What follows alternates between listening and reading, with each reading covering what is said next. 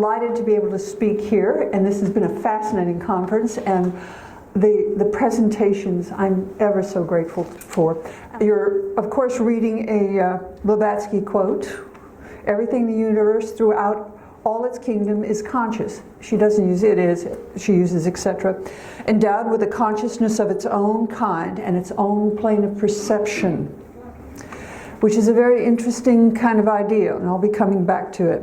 "We feel intuitively there must be at the heart of things something fundamentally true, eternal, something that endures through all evolutionary changes." John Allegro. And this was from a study guide that he wrote, but I remember this quote in particular. "My presentation will be different from the presentations you've seen because I tend to have a hard science background. I have really enjoyed the studying of Blavatsky, but I can look at Blavatsky's writing and a lot of other theosophical writings as a predecessor or hint of something that hard science goes to find." And I'm studying the Webb telescope reports coming in, and I think I'll be able to put them in relationship to Blavatsky's chain of being for planets because of some of the structures you're seeing there. So this doesn't go off at the same direction, but I do have a handout for you so you'll be able to take some interesting things home. Understanding wholeness through the heart. A shift in relationship between the heart and mind. What I was interested in was research being done by the Heart Math Institute and keeping up. They have almost 30 years of research under their belt. Traditionally, people view the mind as the center of decision-making, the body's control system, the me that sorts and analyzes, handles detail, while the mind excels in analyzing, managing parts. It struggles with concepts like wholeness and meditation and philosophical truths, but when it works with them, the mind itself becomes deeper with understanding, which is a good description of what's happening. Now, I did a lot of work to look up the brain chemistry because I'd done research on it before, but I want to make sure what's the newest piece of information. So if you're interested in that, there are slides on that, but I didn't include them. Heart math people, they're doing some rather amazing. Heart communicates with the brain and body in 4 ways. Neurological communication, nervous system. There's nice maps showing you exactly which nervous, this vagus nervous, is being used. Biochemical communication, which means hormones. Biophysical communication, pulse wave. Everybody thinks that the heart pumps blood. No, it doesn't. It does a little bit of pumping, but what it actually sets up is a pulse wave that goes all the way down to the capillaries. Otherwise, the blood cell, a little blood cell, is big enough to block a capillary, except for the pulse that moves down it, moving the blood all the way to the end of the line and then into the returning arteries. Electrocommunication, and that was the one that just astonished me because it's enormous. What I immediately ran into with a whole bunch of people arguing over how big the field was. I found 6 different measurements because we now have equipment capable of measuring the electrical fields of the heart itself. It turned out to be very important for a medical reason.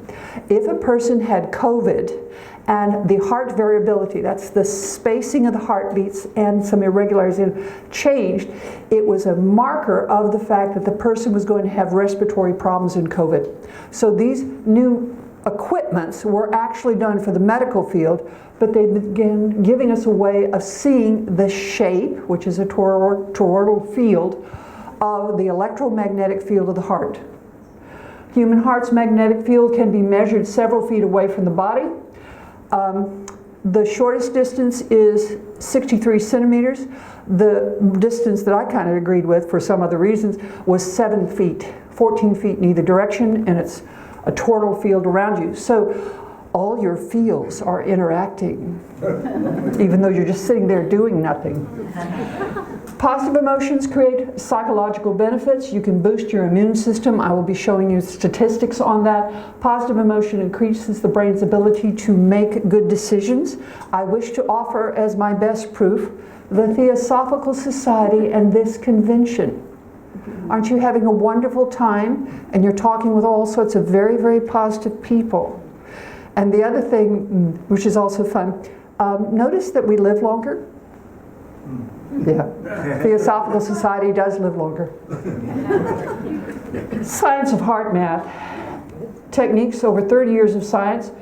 Stress, emotional reactions between the heart and the brain. By the way, I'll be showing it later, the heart's the more powerful, substantially so.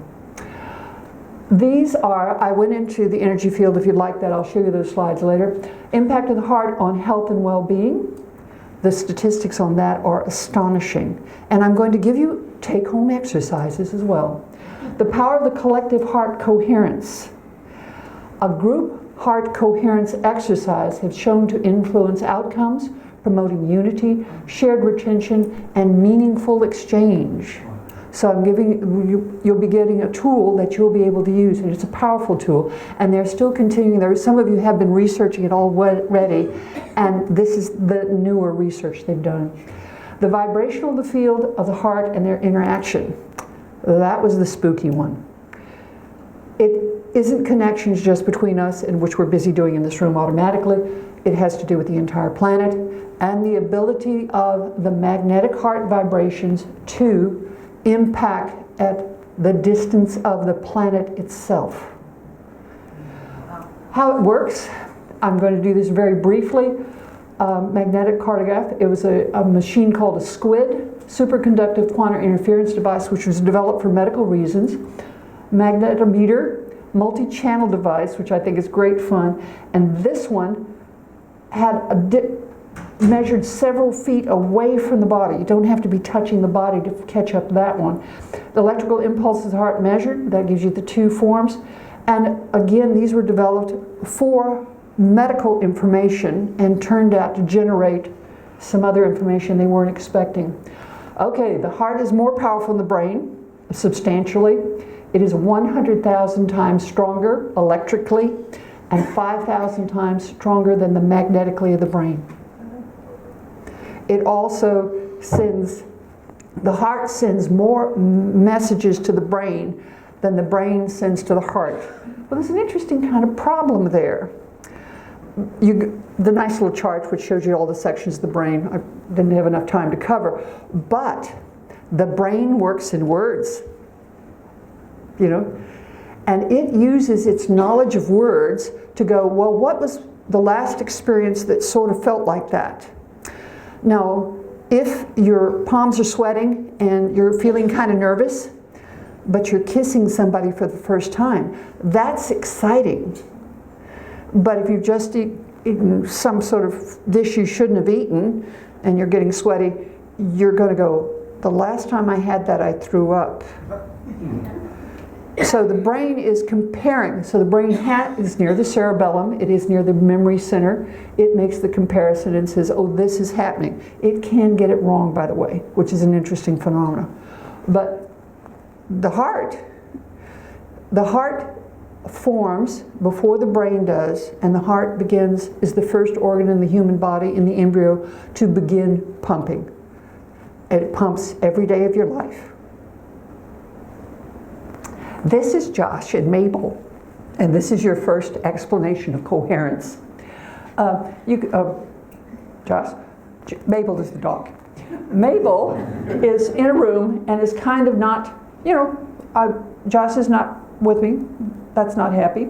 Josh is kind of okay with it, but Josh enters the room and loves Mabel, and look what happens to both of their heart rates. That's entrainment. They are beginning to synchronize. And of course, Mabel is very happy, and so is Josh. And when Josh leaves the room, he's pretty upset, but look at how upset Mabel is. This is watching the current. So, can we train ourselves to stay in that range? Yes, we can train ourselves to move in and out of it. Horses. And this is for the people who work with dressage. I taught at a school that had a major dressage program. I always knew I'd made it with a student when they took me to meet the horse. Not ride, meet. They were asked to. the things they can talk those animals into doing. But it may not be on the human side. That's the horse's. See, try this little thing. Yeah, that's the horse's magnetic field. He's heavier, he's bigger, a huge electromagnetic field, but that horse is really good at reading the smaller one. This is the one we're fairly sure that the synchronization, the entrainment, is part of the training of the human, not the horse.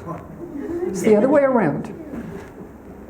And this connects to a lot of things, but that's an extremely high precision event.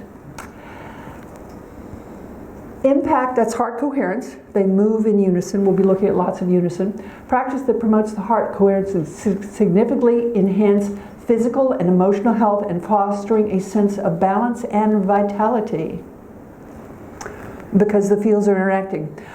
Your intuitions, oh, I just had a feeling about this, particularly if, the connected field, there's a chance you're picking it up that way. And we're going to look at the question of intuition. But you can be affected by the attitude and the moods and the feelings of everybody around you. And again, I once again cite this conference as a wonderful example of moving from one positive field to another.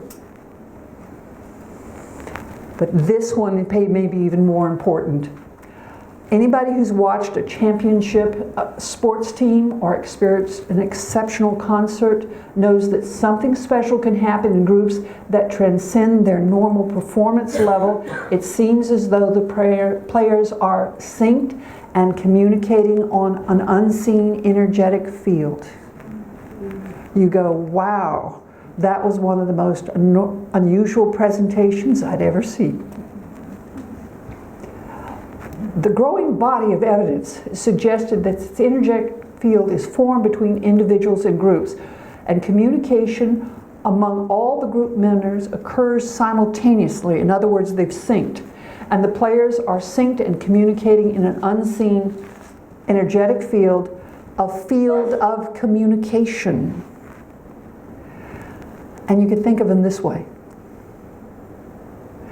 And I have a good friend with me who was into serious sports and was talking about how do you go about setting those up because it creates the best sport events you could possibly have and is the best for the coach who can spot them and the things you do to trigger them.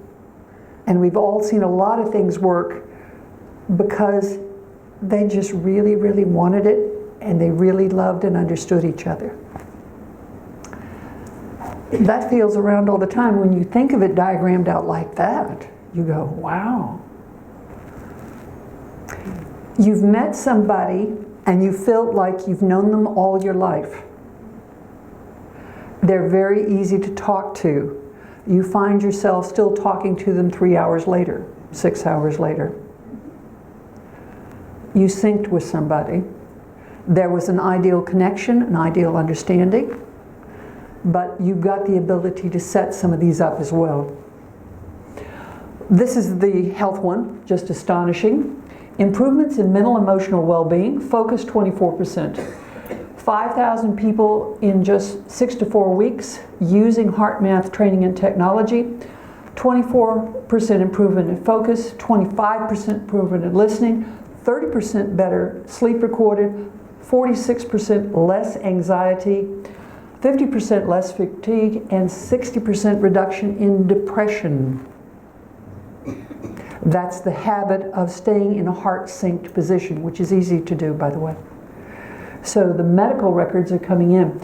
I'll just read the ones in black because those are probably. Let's see. A growing body of compelling scientific evidence is demonstrating a link between mental and emotional attitudes, psychological health, and long-term well-being. Harvard Medical School, a study of 1,623 heart attack survivors, found that when subjects became angry during emotional conflicts, their risk of subsequent heart attacks was more than double than those who remained calm. It's huge. The other one, I'll go just to the bottom. Over 1/2 of heart disease cases are not explained by the standard risk of factors such as high cholesterol, smoking, or sedentary lifestyle. In other words, a better predictor is the status of positivity in your heart and your endeavor to sustain heart-mind coherence.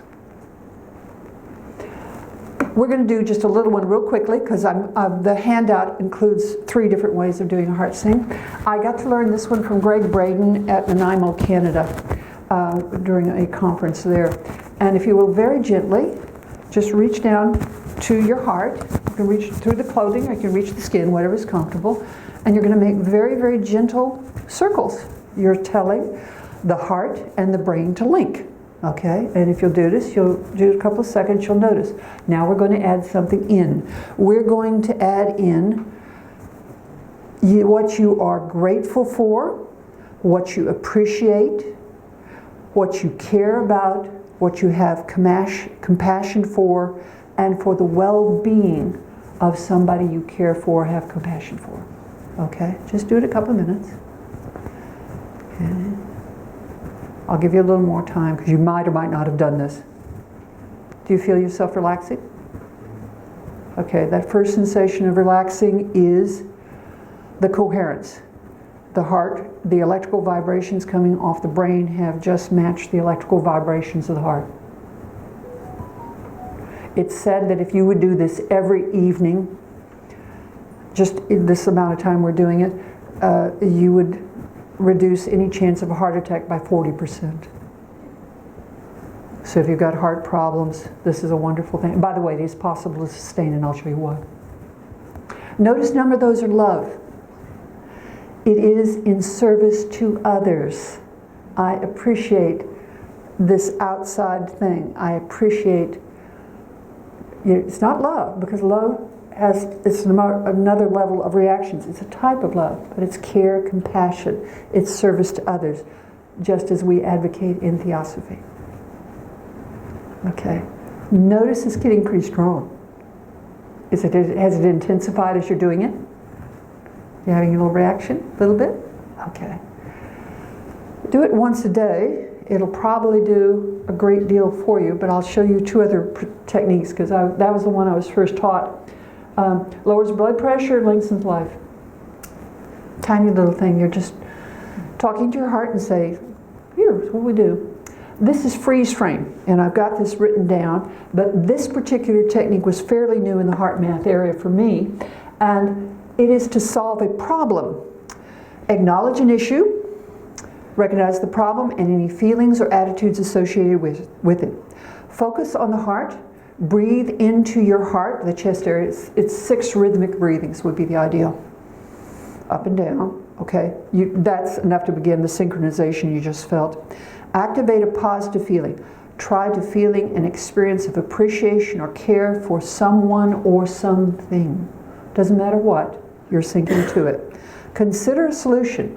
Ask yourself what would be an effective action, attitude, or solution.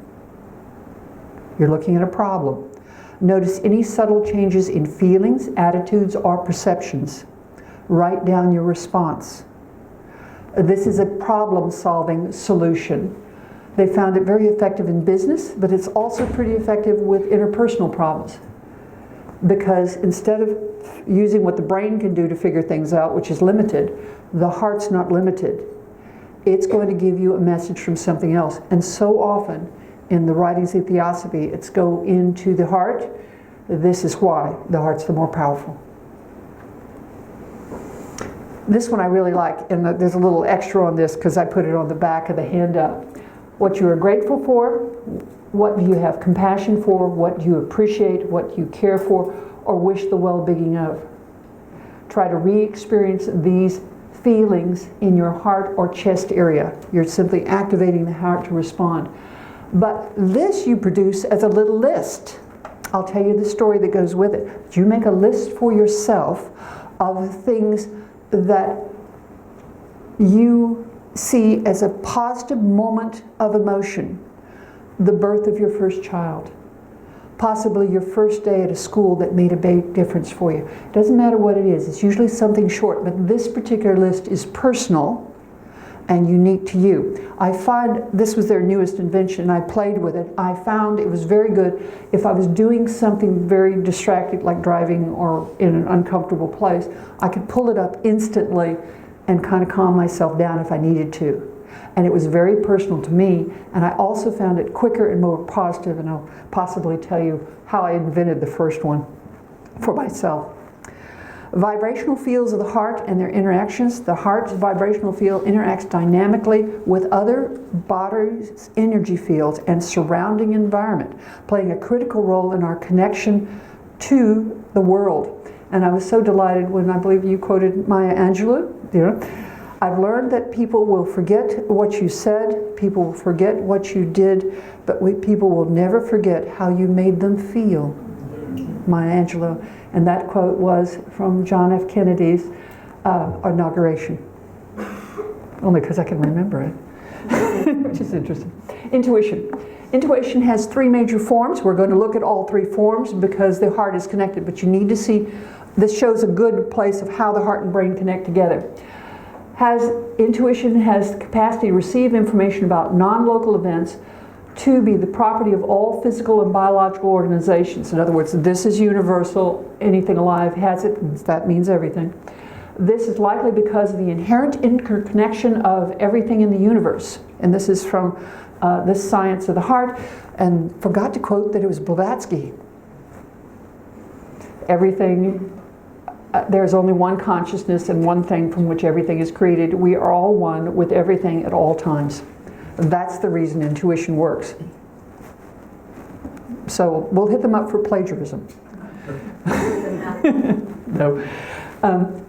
Intuition, calling on implicit knowledge or learning. Sometimes you learned something when you were a little kid and you forgot completely that you learned it, and you go, oh, where did I get that from? And you think it's intuition, but if it's something that you learned at another point in your life. How to milk a cow.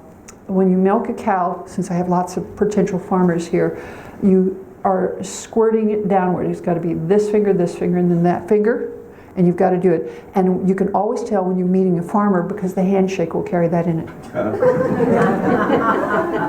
And I learned it as a child, and I can still do it today, and I don't milk cows. Type of intuition, this is the second type.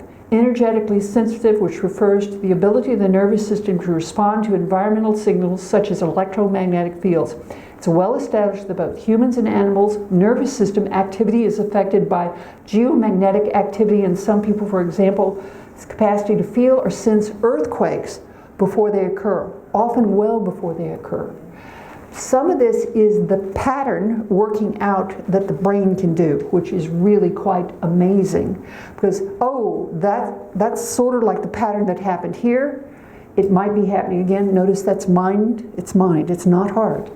And it can do it. But the third type, that's the really non-local intuition.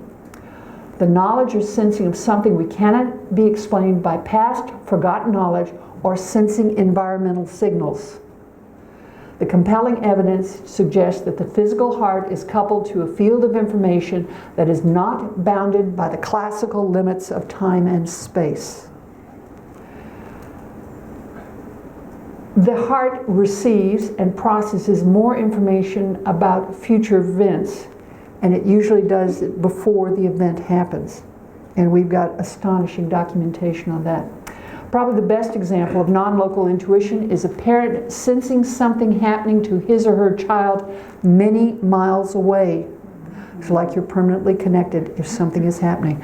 That's the reason some of the distances can be halfway around the world. We know it's a heart connection. There's been some fascinating tests. I really find the work of Dean Radin on this form of physics. Now, this one was quite an interesting test. It was a double-blind test. This is not a great big picture. Let me see if I can do the little light. They had a computer, and the computer had random pictures. Some were horrific, and some were very pleasant and pretty.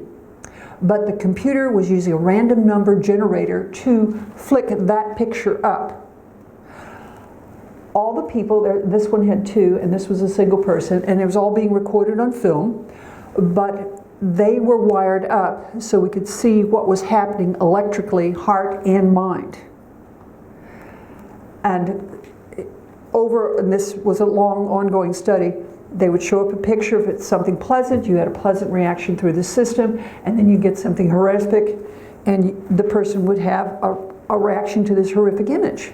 And it was a random number generator. Nobody knew, not even the scientists watching, which way the picture was going to go. What was interesting, the heart actually received this information 1.5 seconds before the brain received it. The heart, because they're wired up. They were picking the heart reactions up, they were picking the brain reactions up, and they were watching them in the room. And it was consistent. It was consistent even when they had two people. Heartbeats in babies. Now, one other thing I want to point, go back. The detail here is this one, 500 averages. If the mother thinks it's got to be it's strongest with the youngest baby, but it is actually, in some cases, all the way through the heart of the lifetime of the individual. 500 averages prove that that's what usually happened. If the mother thought of the baby, and the mother was wearing a monitor, and in particular if she thought of the baby with appreciation, care, love, or compassion, the baby went into sync with her. Some of these are at enormous distances and some are close, but I love the fact that there's an average of 500 women and children. Theosophical objectives, again, I do see this as my research chairman, my guide, to investigate unexplained laws of nature and the power latent in humanity. This seems to be a latent one. We now have science and chemistry good enough to help us check for these. We've never had a way to, we've known it was there because women are weird, usually, but we can now prove that it's present for men too, but not quite as strong. That baby-mother reaction is intensely strong. There's evidence of a global effect where a large number of people create simultaneously outgoing emotional waves, whether stressful, incoherent, positive, or coherent. Okay, and I really wanted Suzanne's picture here because that's a wonderful image of the kind of energy in a heart, but these were wonderful images of how wide and how huge they were.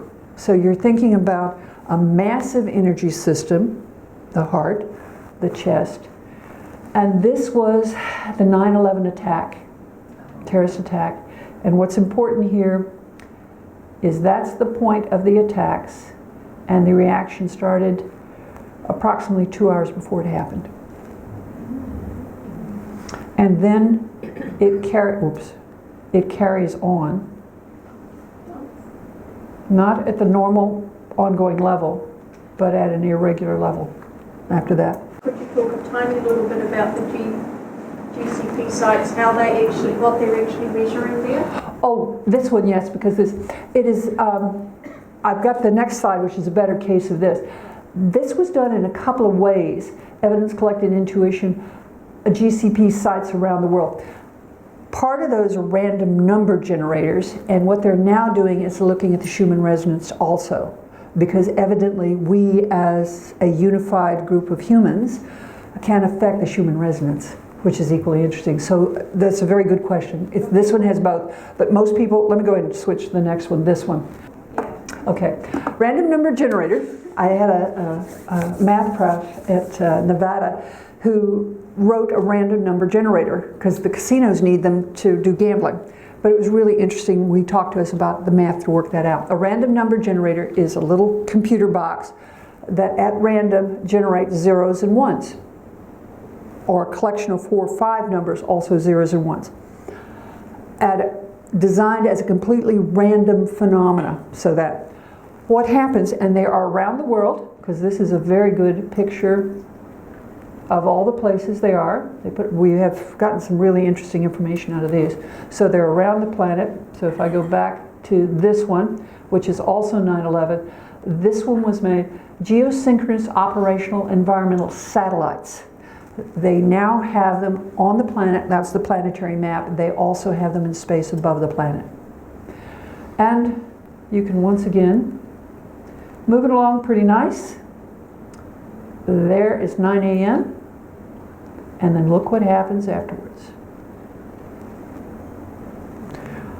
This is, I believe, it was at 4 or 5 satellites, but it's higher now because this is something that's being measured. And again, it's because of the other one where we got information beforehand. Not that we would have known. But thank you for raising the question. It's an intrigue. But it led to some other discoveries, and I think you were doing some work probably during this time period. A study conducted in '93, Washington, D.C. showed that a 25% drop-off of crime rate when 2,500 meditators meditated over specific time periods, which means that a relatively small group of a few thousand people were able to influence a much larger group, the city of Washington, D.C., District of Columbia. Now, I would like to add in what the police chief said about this. The crime rate dropped so much that it was the equivalent of having 6 inches of snow in Washington. The study was done in the summer when it was hot. So immediately, they're going to go try it on a warfare situation. Israel-Lebanon War, the 1980s. Doctors Charles Alexander and John Davies at Harvard University organized a group of experienced meditators in Jerusalem, Yugoslavia, and the United States to meditate and focus attention on the area of various intervals over a 27-month period, various intervals. After controlling statistically for weather, Lebanese, Muslim, Christian, and Jewish holidays, police activity, fluctuating group sizes, and other variant influences during the course of the studies, researchers calculated that the levels of violence in Lebanon decreased 40% to 80% each time the meditating group was in place, with the largest reduction occurring when the number of meditators was largest. During these periods, the average number of people killed during the war during the day dropped from 12 to 3, a decrease of more than 70%. Related war injuries declined by 68% intensity level of conflict. Another study measured the decrease at 48%. So when you have those group meditation syncs, the statistical results is showing that it's having an effect. Some final thoughts. The heart does not have words for emotions, but the brain does. And you've got the organs, the hypothalamus, the amygdala, and the other ones involved with the thinking process and the translation to the body. But the cerebellum is above that, and it's our storage capacity. Brain has words for emotion, but the heart can feel and respond to them. But when I talk to people or was trying to research that, most of us have had a pain in our heart. And you worked out what was causing the pain in your heart. Let's hope it wasn't a heart attack, but my boyfriend, my first boyfriend, just left me. We had pains in our heart. Or we lost our favorite pet, or pain in the heart. But otherwise, you don't have the heart recognizing, the stomach will tell you I'm hungry. The heart doesn't particularly tell you about much else. The heart has 4 levels of interaction with the body: the pulse, the magnetic field, the electrical field, and hormones. And it is sending hormones to the brain and out to the body. So this is in the hormonal group now. It's not, they kind of go, well, it's a pumping system. No, it's actually the hormone producer as well. The brain has a light electrical field. The heart reacts to pain and loss, but that's not its goal. The heart wants to connect. It beats every day of your entire life. The heart forms before the brain in the fetus. The goal is stay alive, connect, and heal. I have a suspicion, because it doesn't automatically think in words and is the larger energy field, that it wishes to accomplish connection. It sends out a field attempting to connect. But remember, our culture emphasizes mental energy and thinking. There may have been a time where that was the main connecting point. When you have fallen in love and you've identified, oh my God, in His presence I really feel, is there anything that's going to stop you from approaching that person? No. And gentlemen, is it not the same way? There she is. The amount of force coming into that is often a shock to a young person. You're a little older, it's still kind of a shock. You've got to be kidding. Okay. I've had the pleasure of knowing some people that, they walked in the room and they were amazing. And why? And I was having a reaction. Not necessarily physical, sometimes it's intellectual, there are other things going on. But the heart reactions are entirely different. It doesn't have any words. It goes, oh, wow, connect. And that's go talk to them, don't be afraid, or something else. But it's an entirely different kind of response. The heart's goal is unconditional love. Yes, we have heartaches, but it is because the heart's goal was not achieved. Did you walk out of the room and not connect? And it might be something very light, like a little 4-year-old runs into the room and he's decided you're the person that you can pick him up. He was having, you're the safe person. And his protective field was protecting him or her. It's sending and receiving both electrical and magnetic signals from its environment, inside and outside the body, and sometimes a lot further than that. The heart is associated with a deeper source of wisdom, intuitive knowingness that bypasses normal logic thought patterns, i.e. what you were trained to do by your culture. Oneness and wholeness are the same for the heart. Thus, it embraces wholeness. It doesn't really have a way to separate into parts. The brain's good at doing that. And when you use your heart in relationship to meditation, you find that your meditation is stronger because you've got that extra force involved with it.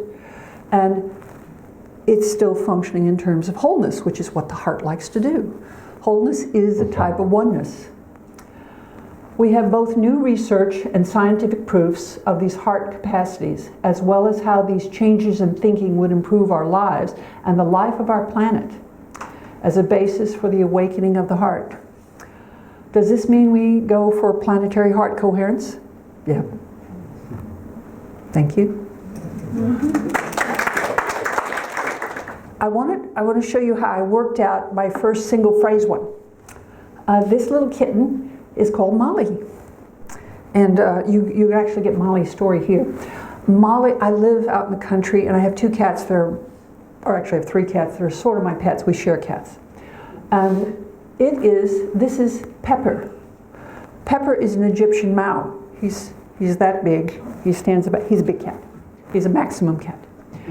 And he wouldn't play with Molly. Oh, it was just awful. That's a kitten. Oh God. And it's not my kitten. They don't even like, but that cat wouldn't kill the kitten, so it was okay. But she so wanted somebody to play with. And she was a lovely little kitten. And took some doing. I got her litter trained. I got her to eat from human hand. I got her pet. I even got her to the point where I could pick her up. The only thing that I couldn't do for her was teach her how to socially interact with other animals. Now, Taft, which is the animal sport area in my area, has what I consider cat group homes and social workers for cats. They need to do these for humans. Molly spent time there, and soon she was at 2 Animates, the pet store, visiting days, and because she went to a family that had other cats from Taft, I got to find out she did get a home. Because there she learned to interact with cats, because they can't adopt a cat out to a house that had other cats without the new cat knowing something about other cats. Well, I got that story, and what was, again, you get your size difference, and that's the reason there was no social interaction between the 2. I was thinking Molly has a home, but the answer came back. Molly has a family. So what that is they're recommending a list of 7 personal positive emotional triggers. It does work. It's a quick one. It's easy, you can have your emotion, but it does have to be something that will trigger you, as you saw that triggers me. Thank you. Thank you.